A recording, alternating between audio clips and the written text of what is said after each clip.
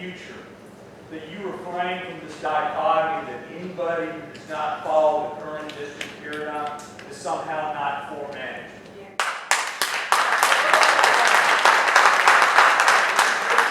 What you just did at the beginning. Now, who all is for management? I raised my hand because everything that has been advocated here can be found in some way or another in the mission of the Forest Service.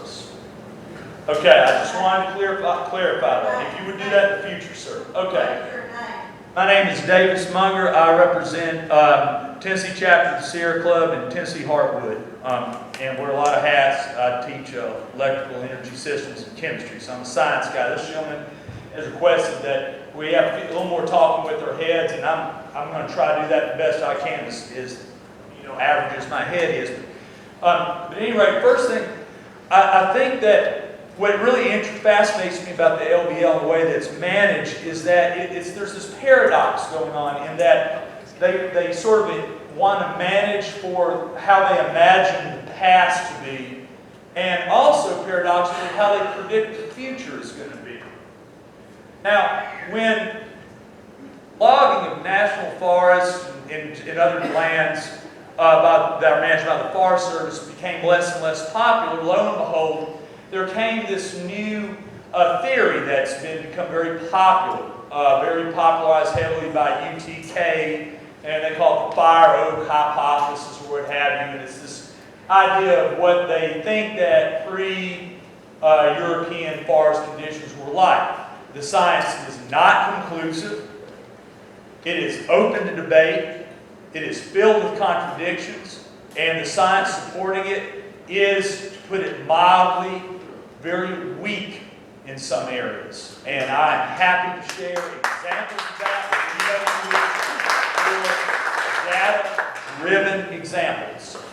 You can go to plenty of old-growth eastern forests, lily cornet woods in Kentucky, pioneer mother of the Hoosier National Forest, and you can see a fair representation of mixed hardwood eastern forests that do not need clear-cutting, two-stage clear-cuts, herbiciding, and repeated burning to somehow create a natural type of character. I thought I'd bring a couple of our enemies here. The Forest Service is very concerned about maples and the deadly elm. Okay, their friend sassafras, who they also are very concerned didn't make it today. But the rationale, one of the rationales, I will not say the only rationale for a lot of this heavy logging and burning is that there's concern that shade-tolerant species will encroach on the forest. We are offering to walk anybody throughout these woods, including the Pisgah Bay project, which is still under development, and you will see that these species have not encroached the overstory, they have not encroached the midstory, and they have not encroached the understory. I have visited 37 Forest Service districts in the eastern U.S., and I worked actively on 12. I have never seen a district with such a heavy oak hickory component as this one in all levels of the forest community. Are there going to be some elms and a few maple? Yes. That's because they're supposed to be there. So I am requesting that the Forest Service reconsider this hypothesis that drives towards open oak woodlands of various tree densities, whether it's basal area 60 or base shelter wood level, basal area 21 to 49, or whatever it is they want to do. It is unnecessary and it is destructive.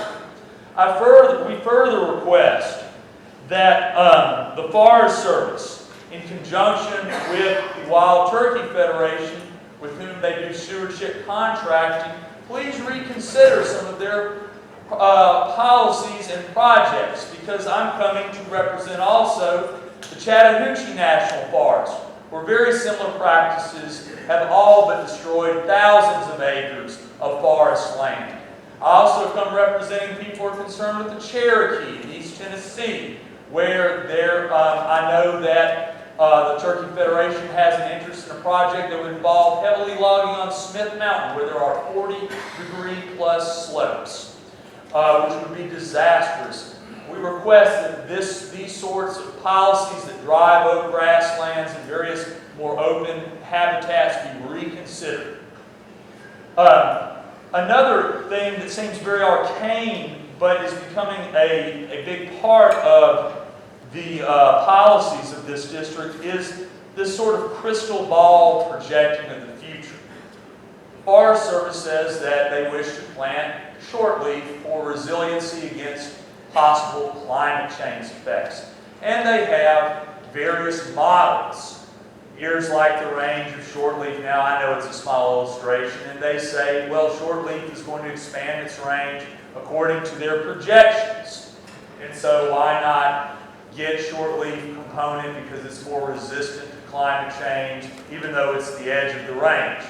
Well, under that logic, we could explore another tree, the sugar maple. The sugar maple, right now, does exist in this area. Well, got stuck somewhere here. It's a more northerly species, but it's here. But if we were to follow the Forest Service's crystal ball projections, it's going to all but disappear in the south, so we don't need to worry about sugar maples. I have a request if Ranger Tilling might wish to maybe analyze sort of the contradictions that we have in using your agency's projection models that seem to push one species in, although it predicts that another species will leave.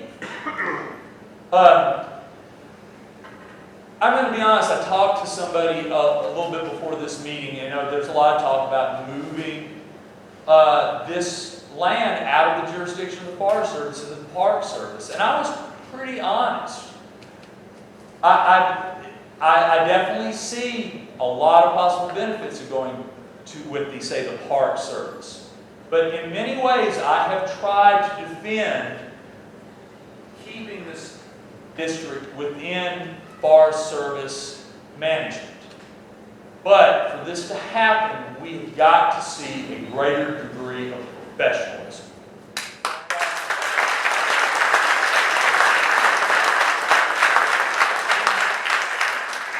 And before I close, like I said, I've worked on over a dozen districts. And so I have a fair sense of what's considered professionalism. I'm not saying there is none here, but there are some areas that need work. To put it mildly, greater transparency.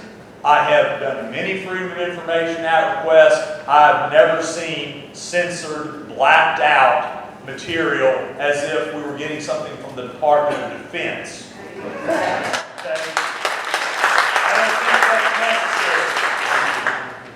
Also, when communicating with the public, no, the only silvicultural practice is not thinning. Let's be upfront about it.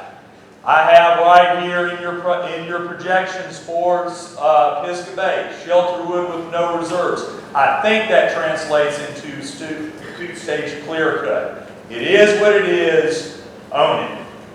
Thank you.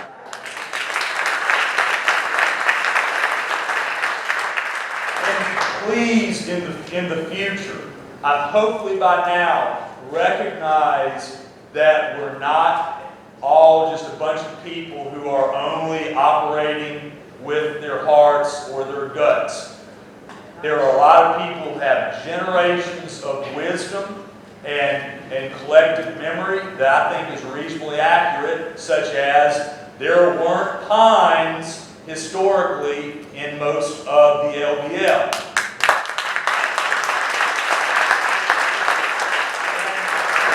There are folks in this room a heck of a lot smarter than me that, yes, operate with their heads. Yes.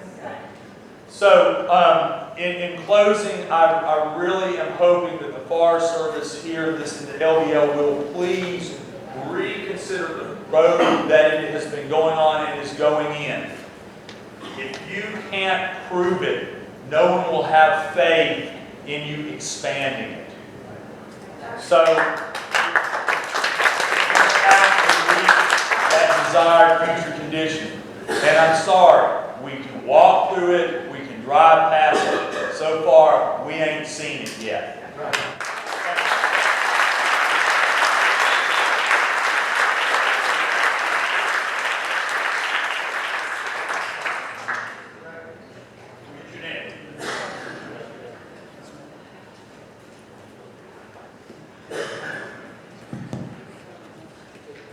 Wow. I just want to say my name is Derek Taylor. I grew up here in Marshall County, in Calvert City. Last Saturday, there were 4 generations of my family walking around Hematite Lake. How much money is spent to cut the trees? How much money is recovered in the sales of the timber? And how much money would it cost to repair that trail so that my grandmother can safely walk around Hematite Lake like we used to when I was very young? Furthermore, ever since I was old enough to walk, I've been taken through LBL by my father and my mother, and I have seen changes. I've seen some very expensive natural toilets, which they're going to last long and they're earth-friendly. I've seen places closed. I'm just barely old enough to remember what the silo overlook was like. How much money would it cost to fix that? How much money would it cost to reopen the educational farm that's not too far from there? That's my concern. We're taxpayers, we're citizens. I want to still be able to take my grandmother around Hematite Lake, but there are portions of that walkway that are in the water, and they are dangerous. If there's money being spent to cut the trees, why can't we make this area more usable for everyone? There are people here with specific interests. There's hikers, there's campers, there's mountain bikers. There are people who ride in the off-road park. There are people who ride horses. There are people who just like to drive around. Not everyone can do everything. Everyone has their own specific limitations. But let's try to make it more usable for everyone. We all have a voice. I have noticed that one of the best maintained places, and this is a very specific usage, were the places that were maintained by people who did not work for the government, like the Canal Loop Trail. That trail has been in the best shape it's been in 10 years. Thank you very much.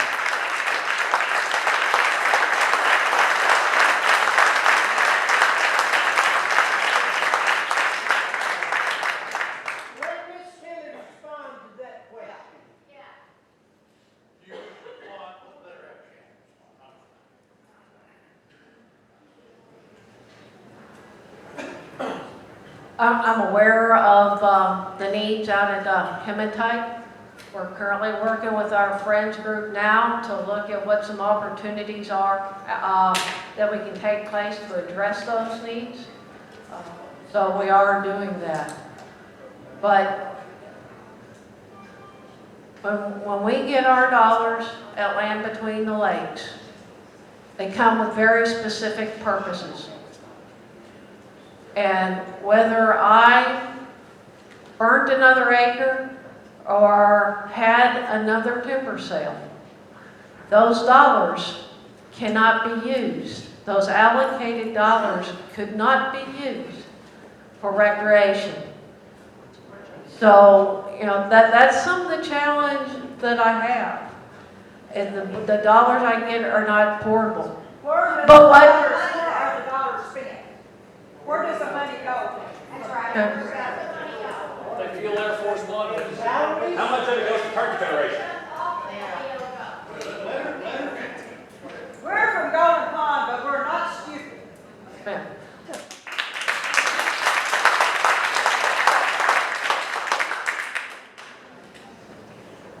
At Land Between the Lakes, we pull in almost $4 million of revenue annually. So correct me at any time if I'm wrong, Scott. Those dollars get reinvested back within Land Between the Lakes. We can post on the website. I don't have the exact numbers I have shared with Judge White that list, and we can put it on our website.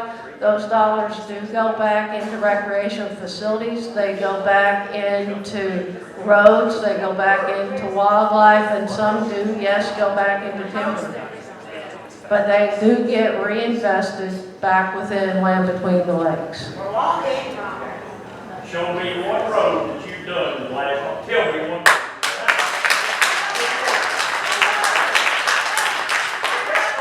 I, 152. Forest Service Road 113 was blown out as a result of storms this spring.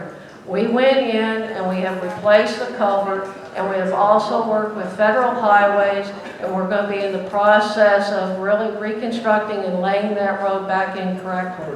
Additionally, we're in the process of working on Forest Service Roads 112 and 118.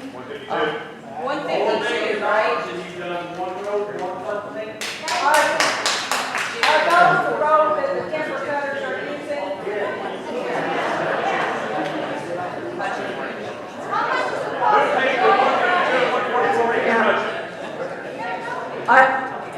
What I can do is I can share the list of the roads that we are maintaining. I can share that we're working as aggressively as we can with our other federal partners to get as many additional dollars into land between the lakes to repair the roads that we can and make as many roads improvements that we can. How much is the cost of one road on average? I would have to ask my engineer. I don't know. That's something that we can get back to. I don't know that. I don't have my engineer here. Okay, let's let this gentleman speak. And then the gentleman right here in the glass, after this gentleman.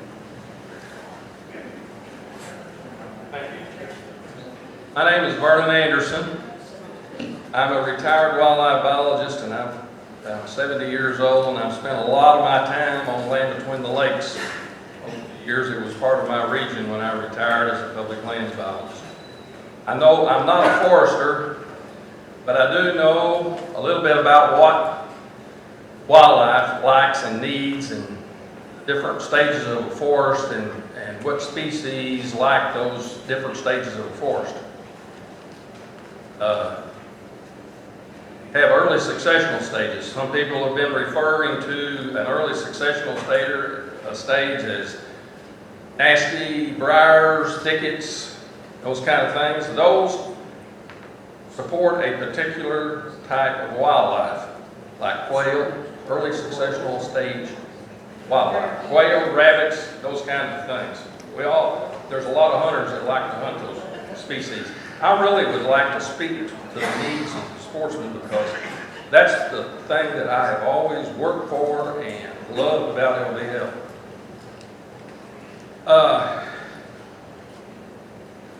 There's different stages of a forest. I guess the best way, not be technical, to relate to everyone here, I'm going to describe a forest roughly like a family. You have seedlings, or the babies in a forest, that germinate and the overstory is removed and the sunlight reaches the ground. These babies come to life and they're the saplings. And they progress into the saplings, which is like the toddler stage. Then you go to and they support a particular ecosystem that favors different wildlife species and the ecological conditions that benefit the wildlife that occupy that niche. Then you have the pole stage, which is the later stage, 20, 30 feet high. That provides browse, that provides things for deer. That provides the habitat for that particular niche of wildlife. Then you have saw timber, which is the mature, growing, 18, 24, 36 inch 200-year-old timber trees. that's out there that produces mast. Mast is the seeds that timber produce, like oak, acorns, those kind of, that feed another particular ditch in the wildlife ecosystem. And then you have what these are all beautiful if you know what you're looking at, I think. And I probably tend to appreciate each one better than most because I've been so closely involved with them and studied them and everything my whole life. But then you have the climax stage, which is what I refer to as the people in the nursing home. You know, they need a lot of help. They don't produce much mass, but they take up all the sunlight. Mother's milk of everything on the forest floor. And they don't produce much, they take up all the resources. You've got an understory that don't support much wildlife at all. So if you had 176,000 acres of climax timber, who would come to LBL to see wildlife? Because there wouldn't be any. Right here. Everybody in this room. Okay, good. Personally, Millions of people. Millions of people. You already see that number. okay. Come on, dude. Don't cry.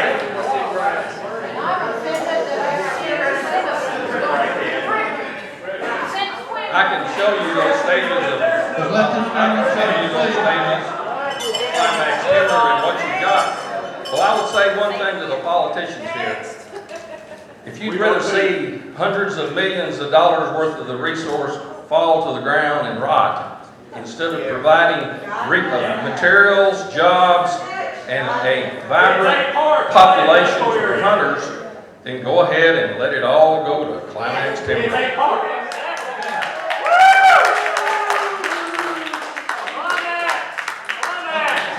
This gentleman in the glass, I promised him for 15 minutes.